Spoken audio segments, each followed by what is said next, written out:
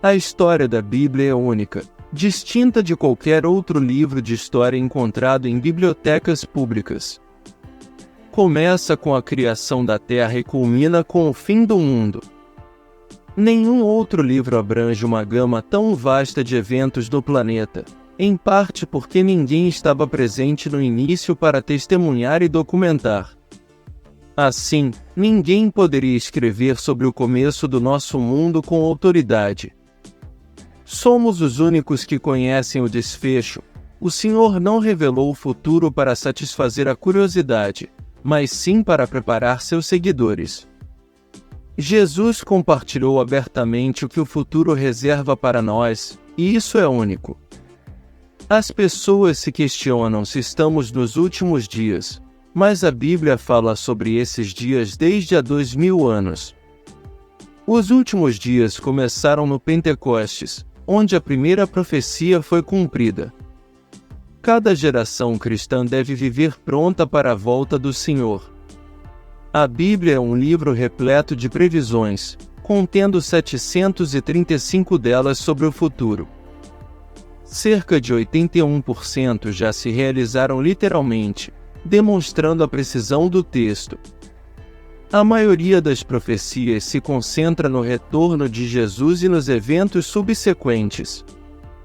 Ainda faltam cerca de 20 para se concretizarem antes de sua volta. Estamos atentos a esses sinais, conforme instruído por Jesus. Não significa apenas olhar para o céu, mas observar os eventos do mundo e reconhecer os sinais dados para nos prepararmos. Em Mateus 24, os discípulos perguntaram a Jesus sobre os sinais de seu retorno. Ele respondeu de forma direta e inequívoca, alertando contra enganos e destacando a ocorrência de guerras, mas ressaltando que o fim não seria imediato. A nação se voltará contra a nação, e reino contra reino. Fome e terremotos assolarão diversas partes do mundo, mas isso é apenas o início das dores de parto, mas está por vir. Prepare-se para ser preso, perseguido e até morto por ser meu seguidor. O ódio se espalhará pelo mundo, com muitos se afastando, traindo e odiando uns aos outros. Surgirão falsos profetas para enganar muitas pessoas. O pecado se alastrará, e o amor de muitos esfriará. Aquele que perseverar até o fim será salvo, e as boas novas do reino serão proclamadas por todo o mundo. Então, chegará o fim. Será o momento previsto por Daniel, o profeta, sobre o sacrilégio profanador no lugar santo. Preste atenção, pois naqueles dias, os habitantes da Judéia devem buscar refúgio nas colinas. Terrível será para as mulheres grávidas e lactantes naqueles dias. Orem para que a fuga não ocorra no inverno ou no sábado, pois a angústia será sem precedentes. A menos que esses dias de calamidade sejam abreviados, ninguém sobreviverá, mas, por amor aos escolhidos de Deus, eles serão encurtados. Não se deixe enganar por falsos messias e profetas, realizando sinais para enganar até os escolhidos. Eu vos avisei. Portanto, se disserem, ele está aqui ou ali, não acreditem.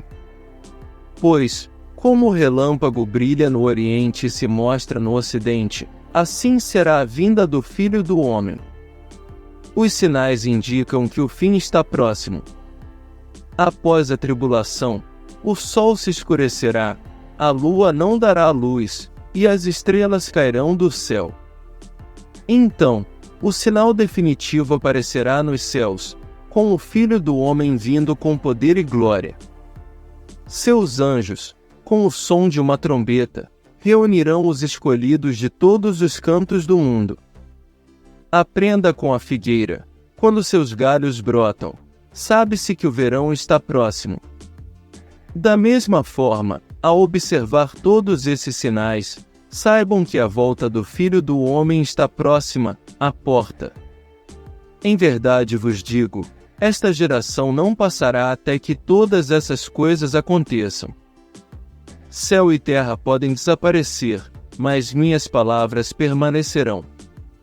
Quanto ao dia e à hora, apenas o Pai sabe. Estes são os sinais distintos de sua vinda, com desastres no mundo e dimensões, como guerras, fomes e terremotos.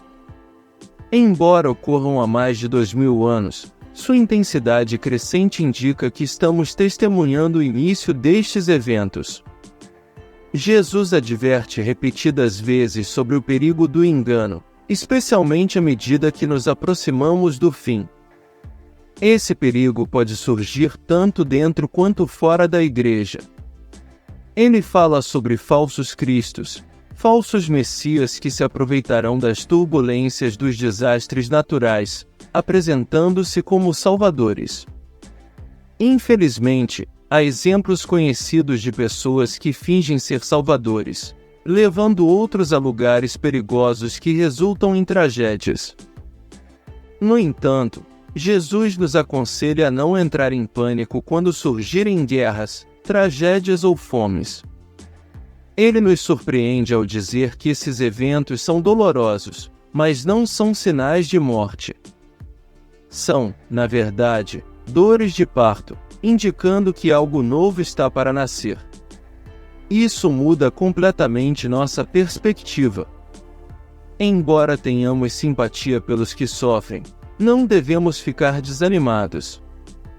Devemos ter esperança de que um novo mundo está prestes a emergir. O segundo sinal da vinda de Jesus não está no mundo, mas na igreja. Os desastres do mundo representam o primeiro sinal, enquanto a igreja representa o segundo.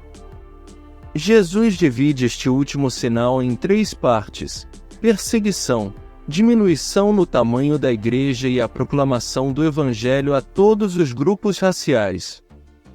A primeira parte do sinal revela que seremos odiados em todas as nações. A segunda parte indica uma redução significativa no tamanho da igreja devido à pressão externa. A terceira parte surpreende ao afirmar que o evangelho será pregado a todas as raças. Uma igreja menor e purificada terá um impacto mais significativo no mundo. Jesus adverte sobre falsos profetas que podem levar ao engano. Esses ensinam paz quando não há paz, oferecendo conforto e negando a realidade. O conselho de Jesus é claro: não ceder a esses falsos profetas.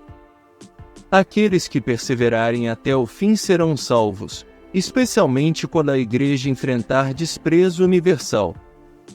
Isso se deve à crescente tensão entre o trigo, os verdadeiros cristãos, e o joio, os falsos, à medida que amadurecem. Assim, é natural que os cristãos enfrentem pressões intensas no final. Os cristãos são considerados desajustados sociais, o que muitas vezes resulta em ódio. Vivemos de acordo com princípios celestiais, pois nossa verdadeira cidadania está nos reinos celestiais. Nossa singularidade, semelhante à de Jesus, atrai o ódio do mundo. Como ele disse em João 15:19, o mundo nos odeia porque não somos parte dele, fomos escolhidos fora do mundo. Esse ódio nos leva ao terceiro sinal do fim dos tempos, a angústia de Jerusalém. Este evento geograficamente limitado é mencionado por Jesus ao citar as profecias de Daniel. Essas profecias apontam para um tirano que se estabelecerá na cidade de Deus, declarando-se Deus e recusando-se a aceitar qualquer autoridade acima da sua própria. Esse acontecimento terá implicações globais, mas seu foco será Jerusalém, o lugar santo. Jesus adverte que o quarto sinal de sua vinda ocorrerá imediatamente após a angústia de Jerusalém. Isso servirá como indicativo claro para estarmos prontos. Nesse momento, não haverá perigo de falsos profetas ou falsos messias. Será rápido, marcado pelo escurecimento do sol e a queda das estrelas. As profecias bíblicas, como as de Isaías, descrevem o escurecimento dos céus. O sol, as estrelas e a lua deixarão de brilhar, preparando o cenário para o retorno de Jesus. Ele virá nas nuvens, não em um estádio terrestre, mas encontraremos o Senhor nos ares, uma perspectiva incrível. Jesus utiliza a analogia da figueira para enfatizar que, ao percebermos esses sinais, sabemos que o tempo está próximo. Não é uma alegoria, mas uma analogia direta, como as que ele frequentemente usava em seus ensinamentos. Quando vemos a figueira brotar, sabemos que o verão está próximo. Da mesma forma, ao notarmos esses 4 sinais, podemos afirmar que o verão da segunda vinda de Cristo está chegando. No meio de tudo isso, surge a pergunta sobre qual música de adoração tem ajudado a se sentir mais próximo de Deus.